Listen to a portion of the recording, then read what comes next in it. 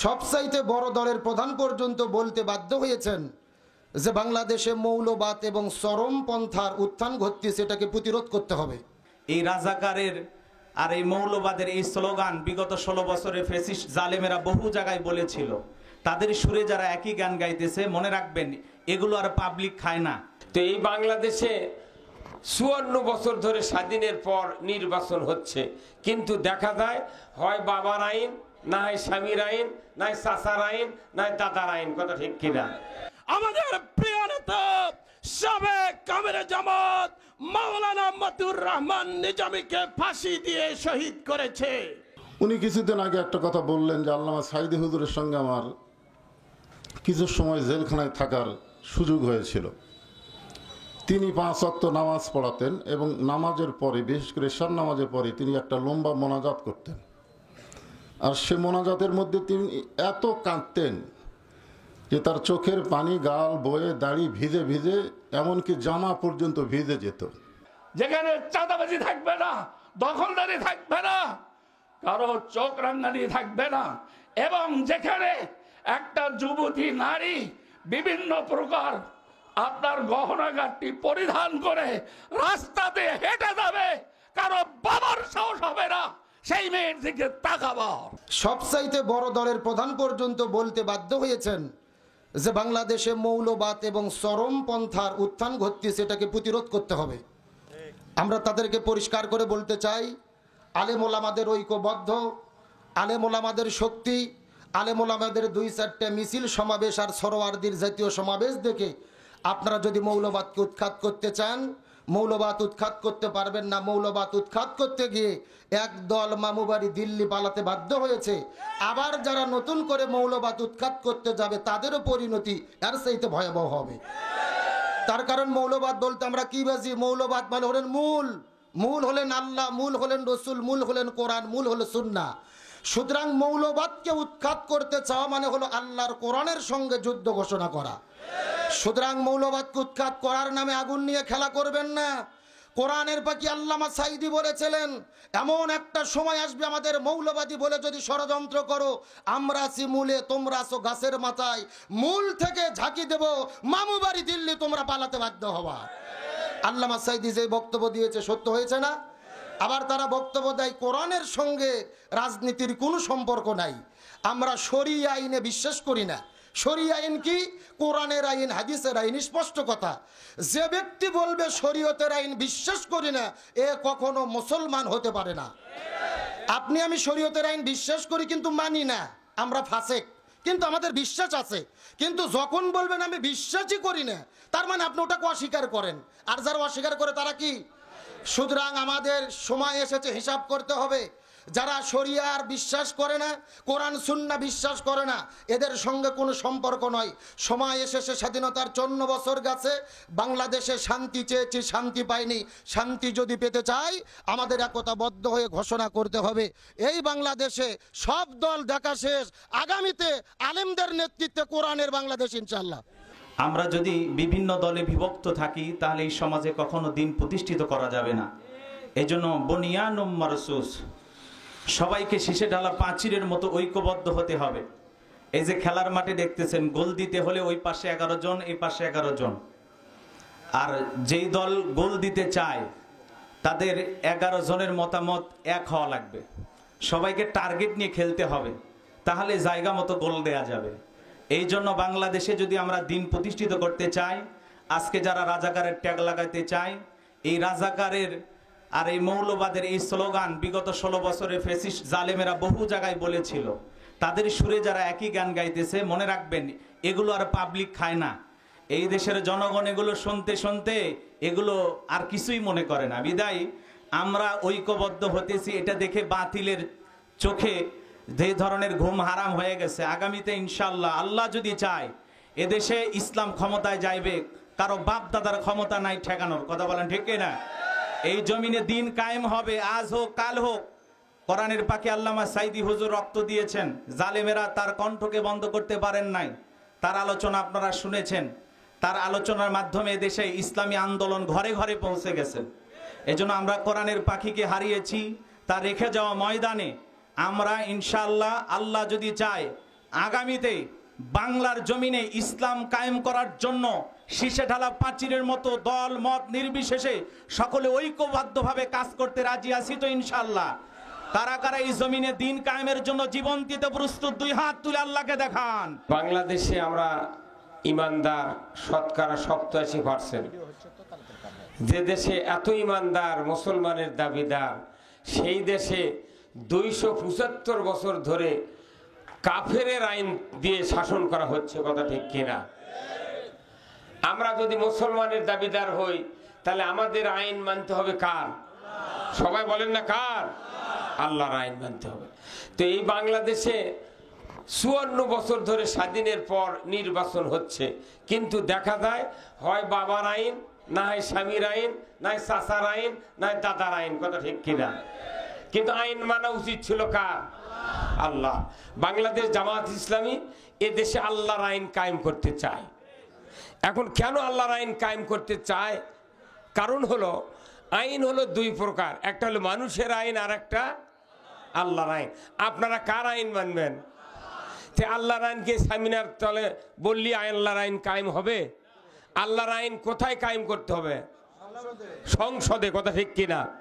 এখন এই আইন যদি আল্লাহর কায়েম না করেন তাহলে আপনাদের আমাদের অসুবিধা কি, এই কথা আমি আপনাদেরকে বলবো।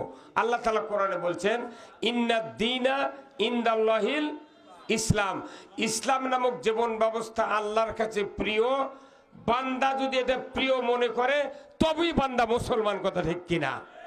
এখন ইসলাম যে জীবন ব্যবস্থা, এটা আমাদের মানার দরকার আছে না নাই? না মানলে ক্ষতি আছে না নাই? কি কি ক্ষতি এটা আমরা অনেক দিন হলে বলতেছি, কিন্তু মানুষের গায়ে লাগে না। এইবার দেখা গেল 5ই আগস্টের পর থেকে শুরু করে আজ পর্যন্ত দেখা গেল যে আমরা এতদিন কাজ করে যা না পেরেছি, এই 5ই আগস্টের পর এক বছর চলে গেল। আল্লাহর কুদরত দিয়ে আমাদের যা আশা নাই তার চেয়ে অধিক পরিমাণ কাজ আল্লাহ তাআলা করে দিচ্ছেন। কারণ আল্লাহ এবার বাংলাদেশে নয়, তামাম পৃথিবীতে জালিমের দমন আর আল্লাহর আইনের শাসন কায়েম করে দিবেন। আমার কেমন যেন বিশ্বাস, আজকে যদি বাংলাদেশের মানুষ আমরা যদি ইসলামী জীবন ব্যবস্থা বুঝাতে পারি ঘরে ঘরে গিয়ে, তবে আগামী নির্বাচনে বাংলাদেশে কোরআনের পার্লামেন্ট আল্লাহ কায়েম করে দিবেন। এখন যদি ইসলাম বিজয় না করতে পারি, আমরা ইসলামের পক্ষে থাকতে না পারি, আমার আল্লাহ কোরআনে বলছেন, ওয়ামাইয়াবতাগি গায়রাল ইসলামি দীনান ফালাই ইউকবালা মিনহু ওয়া হুয়া ফিল আখিরাতি মিনাল খাসিরিন। ইসলাম ছাড়া অন্য কোন জীবন ব্যবস্থা যদি আমরা গ্রহণ করে তার আন্ডারে ইবাদত করতে থাকি, আমার আল্লাহ বলছেন একটু ইবাদত কবুল করা হবে। তাহলে ইবাদত কবুলের স্বার্থে আমাকে ইসলাম বিজয় করতে হবে। আমাদেরকে আল্লাহর রহমত পাওয়ার স্বার্থে ইসলামকে বিজয় করতে হবে। চুরি বন্ধ করার স্বার্থে, সুদ বন্ধ করার স্বার্থে, জানা বন্ধ করার স্বার্থে ইসলাম বিজয় করা ছাড়া অন্য কোনো রাস্তা বাংলাদেশে আর নাই। এই বাংলাদেশে কোরআন চালু হোক। আপনারা কি চান? কারা কারা চান? দুহাত তুলে আল্লাহকে দেখান। লিল্লাহে তাকবীর, নারায়ে তাকবীর। আল কোরআনের আলো। বক্তাদের বক্তৃতা অল্প সময়ের মধ্যে হয় না, কারণ ছোট থেকে আমরা বেশি সময় দিয়ে ওয়াজ করা একটা আমাদের অভ্যাস। অল্প সময় আমরা কথা গুছিয়ে বলতে পারি না। পবিত্র কালামুল্লাহ শরীফ থেকে যে আয়াতে কারিমা তেলাওয়াত করলাম, এখানে আল্লাহ তাআলা বলতেছেন, নিশ্চয় যারা বলবে আল্লাহ আমাদের রব। আল্লাহ আমাদের কি? রব। শুধু বলবে না, সুম্মাস্তাকাম, অতঃপর এর উপর যারা অটল থাকবে, অবিচল থাকবে। এখানে আপনারা শুনলেন যে গত 15-16 বছরে ফ্যাসিস সরকার, আওয়ামী সরকার ভালো ভালো মানুষগুলোকে, অনেক মানুষগুলোকে হত্যা করেছে, ফাঁসির মঞ্চে নিয়ে গেছে। ফাঁসির মঞ্চে যাদেরকে হত্যা করা হয়েছে, আমরা কিন্তু সাহস করে কেউ তাদেরকে মৃত্যু বলতে পারবো না। আমরা কিন্তু সবাই কি বলবো? শহীদ। তো শহীদ যারা হয়, যাদেরকে শহীদ করা হয়, সেটা শুধু হাসিনার সময় হয়নি, সে পূর্বের আমল থেকে হয়ে আসতেছে। ভালো ভালো মানুষগুলোকে হত্যা করেছে। আমাদের ইমাম আবু হানিফা রহমতুল্লাহ আলাই, তাকেও কিন্তু হত্যা করা হয়েছে। এই হত্যা করা সম্পর্কে আল্লাহ কোরআনে বলেছেন, ওয়ালা তাকুলু লিমা ইউকতালু ফি সাবিলিল্লাহ। আল্লাহ রাস্তায় যারা কতল হয়, যাদেরকে হত্যা করা হয়, বাল আহিয়া, তারা কিন্তু জীবিত, তারা মৃত্যুবরণ করে না। ফি সাবিলিল্লাহি আমওয়াতুন বাল আহিয়া, তাদেরকে তোমরা মৃত্যু বলো না, বরং তারা জীবিত। তো আল্লাহর অসংখ্য ভালো মানুষকে শহীদ করা হয়েছে। শহীদ করার পরে ফ্যাসিস্ট সরকার কি আর ক্ষমতায় আছে? বিশেষ করে আমাদের পক্ষের মানুষ না, আমাদের বিপক্ষেরই মানুষ, তারপরে মাঝে মধ্যে দু একটা সত্য কথা বলে। গোলাম মাওলা রনি, নাম শুনছেন আপনারা? টক শোতে দেখবেন। উনি কিছুদিন আগে একটা কথা বললেন যে আল্লামা সাইদি হুজুরের সঙ্গে আমার কিছু সময় জেলখানায় থাকার সুযোগ হয়েছিল। তিনি 5 ওয়াক্ত নামাজ পড়াতেন এবং নামাজের পরে, বিশেষ করে ঈশার নামাজের পরে, তিনি একটা লম্বা মোনাজাত করতেন। আর সে মোনাজাতের মধ্যে তিনি এত কাঁদতেন যে তার চোখের পানি গাল বয়ে, দাড়ি ভিজে ভিজে, এমনকি জামা পর্যন্ত ভিজে যেত। আপনার বলেন তো, তার কান্না কি আল্লাহ কবুল করেনি? আজকে দেখেন, তাদের শহীদ হওয়া আল্লামা সাইদি হুজুরের কান্না এবং তাকে জেলখানা থেকে হাসপাতালে নিয়ে গিয়ে শহীদ করার বিনিময়েই কিন্তু আল্লাহ তাআলা আমাদেরকে একটা মুক্ত সমাজ দিয়েছেন। এই যে আমরা সমাজ বর্তমান পেয়েছি, এটা কিন্তু তাদের বদৌলতেই। কারণ কোনো কিছু ভালো পেতে গেলে আমাদেরকে পরীক্ষা দিতে হবে। বহু পরীক্ষার পরেই আল্লাহ রাসূল কিন্তু মক্কা বিজয় করেছেন, বদরের বিজয় হয়েছে, এটা কিন্তু পরীক্ষা ছাড়া হয়নি। এই জন্য আল্লাহ বলতেছেন, যারা আমাকে রব বলে স্বীকার করবে, এর প্রতি তোমাদেরকে অবিচল অটল থাকতে হবে। যদি থাকতে পারো, তোমাদের কি নাই? তোমাদের কোনো ভয় নাই। আল্লাহ তাখাফ, তোমাদের কি নাই? কোনো ভয় নাই। ওয়ালা তাহজান, তোমাদের কোনো চিন্তা নাই। আজকে আমরা সবাই অবিচল থাকব। বিশেষ করে এখন আমরা আর একটা ফ্যাসিস্ট দেখতেছি। কি কন দেখতেছি না? আমরা তো অনেকেই এখন এ কথা বলতে শুরু করেছি যে এই আওয়ামী লীগের চাইতে এরা আরও বেশি খারাপ। এটা কিন্তু অনেকেই বলতেছেন। আমরা চাই না যে আবার একটা ফ্যাসিস্ট আমাদেরকে এত বছর কষ্ট দিয়ে আর একটা ফ্যাসিস্ট সরকার আমাদের সামনে চলে আসুক। এটা আমরা চাই না, এটা অন্তর থেকে আমাদের কামনা করতে হবে। আর সে কামনাটা কি? আল্লাহ তাআলা বলেছেন, ইন্নাল্লাহা ইয়ামুরুকুম আন তুআদ্দুল আমানাতি ইলা আহলিহা ওয়া ইযা হাকামতুম বাইনান নাস আন তাহকুমু বিল আদল। তোমাদেরকে আমি একটা আমানত দিয়েছি, আমানত, এবং তোমাদেরকে নির্দেশ করা হয়েছে আমানতটা তোমরা সঠিক জায়গায় প্রয়োগ করো। এই যে আমাদের ভোট, এই ভোট কিন্তু একটা আল্লাহর পক্ষ থেকে আমানত। আল্লাহর পক্ষ থেকে কি? একটা আমানত। আমাদের এই ভোটের মাধ্যমে আমরা যদি কোনো খারাপ মানুষকে, আমি জানি যে এই লোকটাকে ভোট দিলে কোরআনের বিরুদ্ধে হবে, কোরআনের বিরুদ্ধাচরণ করবে, তারপরে শরিয়া বিরোধী আইন পাশ করবে, এরকম একটা লোক আপনাদের সামনে ভোট চাচ্ছে। আর একজন বলতেছে যে আল্লাহর কোরআনের শাসন চাই, সৎ লোকের শাসন চাই, কোরআনের আইন চাই, এবং তার চেহারা স্রোত কাজ কারবার ভালো দেখতেছি। দুটা মানুষ আপনাদের সামনে ভোট চাইল। আল্লাহ কিন্তু এখানে বলতেছেন যে আমি তোমাদেরকে এটা আমানত স্বরূপ দিয়েছি। এই আমানতটা তোমরা ওই যে হাকামতুম বাইনান নাস আন তাহকুমু বিল আদল, এমন একজন মানুষকে তোমরা তোমাদের আমানতকে দাও যে মানুষটা আদল ইনসাফ প্রতিষ্ঠা করবে। তো এখন আমাদের সামনে একটা সময়, একটা সুযোগ এসেছে। আমরা কিন্তু এই 5ই আগস্টের পর থেকে মন খুলে, প্রাণ খুলে, জবান খুলে বলতে পারতেছি যে সব দেখা হলো শেষ, আগামীতে আমরা দেখবো আল্লাহর কোরআনের বাংলাদেশ। এটা কিন্তু আমরা আগে বলার সাহস পাইনি, কিন্তু এখন বলতেছি আমরা। তো বলতে বলতেই তো আল্লাহ এক সময় কবুল করে নিবে, কি কন? আর সেই কবুলের ভিতরে আমাদেরকে সমর্থন দিতে হবে। আমরা ভালো মানুষকে এই আমানতটা দিব। ভালো মানুষকে ভোট দিলে সে যদি ভালো কাজ করে, সে শুধু একা নেকি পাবে না, তার নেকির একটা অংশ আমরা পাবো। খারাপ মানুষকে ভোট দেব, সে যত পাপ করবে সে একাই পাপের ভাগে হবে না। আমরা যারা ভোট দিলাম, আমরা কিন্তু পাপের অংশ নেব। হাসরের ময়দানে দেখা যাবে অনেক মানুষ সিমেন্ট নেয়া, গম নিয়ে, টাকা নিয়ে আমল নামার মধ্যে, তো বলবে আল্লাহ আমি তো জীবনে কোনোদিন চেয়ারম্যানও হই নাই, আমি তো কোনোদিন মেম্বার হই নাই, তো আমার আমল নামার মধ্যে এরকম চুরি করার, সিমেন্ট চুরি, গম চুরি, রড চুরি, এগুলো কেন? তো বলে তুমি যাকে ভোট দিয়েছো সে চুরি করছে, আর সেই চুরি করার তার একার সে পাপ হয়নি, পাপের একটা অংশ তোমার আমলের মধ্যে ঢুকছে। তাই শুধু হাত তুলি ক্ষান্ত নয়, আমরা আগামীতে একটা বারের জন্য আমি বলতেছি যে আমাদের বড় ভাই রুহুল আমিন যুক্তি বলে যে বহু তো দেখলাম 5টা বছরের জন্য একটা বার আপনারা চেষ্টা করে দেখেন তো যে কোরআনের মানুষগুলোকে পার্লামেন্টে পাঠালে আমাদের অবস্থা কি হয়। একটা বারের জন্য বহুবার বহু জায়গায় ভোট দিয়েছেন। আগামী নির্বাচনে ইনশাল্লাহ আপনাদের এলাকায় সংসদ নির্বাচনে দাঁড়িপাল্লা মার্কায় ভোটটা দিবেন। আল্লাহ পাক আপনাদের সবাইকে এই আমানতটা সঠিক জায়গায় প্রয়োগ করার তৌফিক দান করুক। সকলে বলে আল্লাহুম্মা আমিন। ভ্রমণ করলে ভ্রাতৃত্ব বন্ধনের অটল সৃষ্টি হয়। নবী করিম সাল্লাল্লাহু আলাইহি ওয়াসাল্লাম বলেছেন, ভ্রমণ আল্লাহ পাক আমাকে নিজে করিয়েছেন।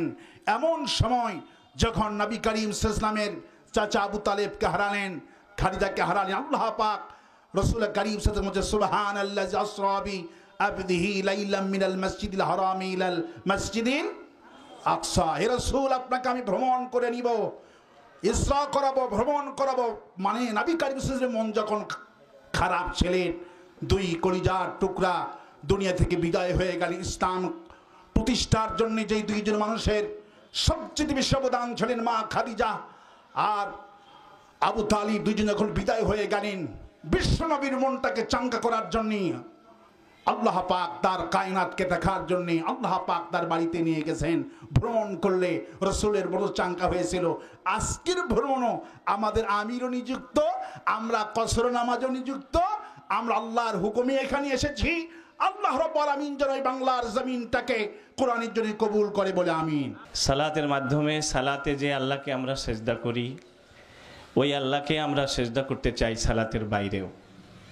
ওই আল্লাহর বিধান মানতে চাই শুধু মসজিদে নয়, মসজিদের বাইরে আমাদের বিবাহ শাদী, বেচা কিনা, দোকান, আমাদের অর্থনীতি, পররাষ্ট্রনীতি, সমাজনীতি, রাজনীতি, অর্থনীতি, আমাদের জাতীয় সংসদেও, ঠিক কিনা? আল্লাহ তাআলা বলছেন, ইন্নাল্লাহা মা'আস সাবিরিন, আল্লাহ তাআলা ধৈর্যশীলদের সঙ্গে থাকেন। কাজেই আমরা ধৈর্যশীল হব, আমরা অটল অবিচল থাকব, আমরা নিথর হব না, আমরা নিস্তব্ধ হব না, আমরা আমাদের এই কাজকে থামাবো না।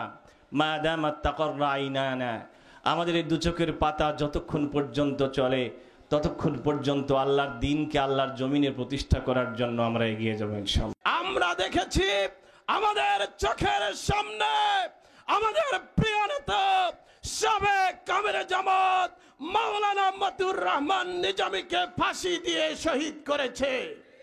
আমাদের প্রিয় নেতা আলী আহসান মুজাহিদকে শহীদ করা হয়েছে। আমাদের প্রিয় নেতা আব্দুল কাদের মোল্লাকে শহীদ করা হয়েছে। আমাদের প্রিয় নেতা কামরুজ্জামান সাহেবকে শহীদ করা হয়েছে।